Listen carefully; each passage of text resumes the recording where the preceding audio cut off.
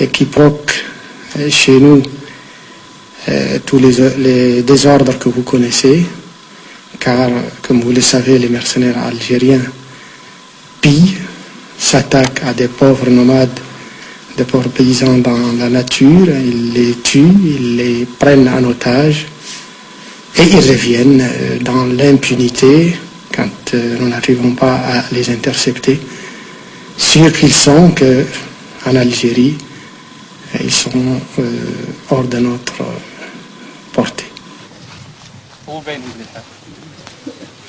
Ces Algériens qui seraient directement impliqués dans le conflit, nous les avons retrouvés, en pouvant, quelque part en Mauritanie, interviewer pour la première fois des prisonniers de guerre capturés lors des attaques de Nouakchott, les compagnons d'Al-Wali.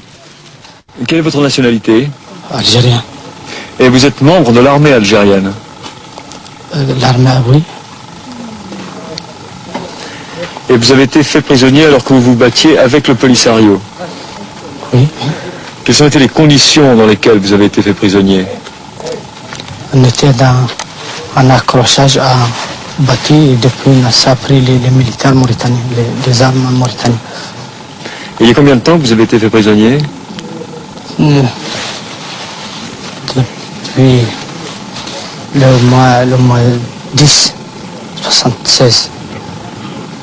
Octobre 76. Oui. Vous êtes aussi algérien? Oui. Vous avez été fait prisonnier lors de l'attaque de Nouakchott où vous étiez avec le groupe Al-Wali? Ouais, ouais. Comment est-ce que ça s'est passé? On était à peu près 150 km d'ici.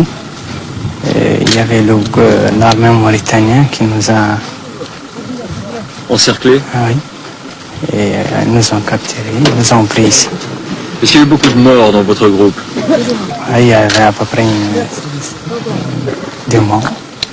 Il y avait à peu près 2 mois. Comment est-ce que vous êtes traité ici en tant que prisonnier? Ça va, pas mal, très bien.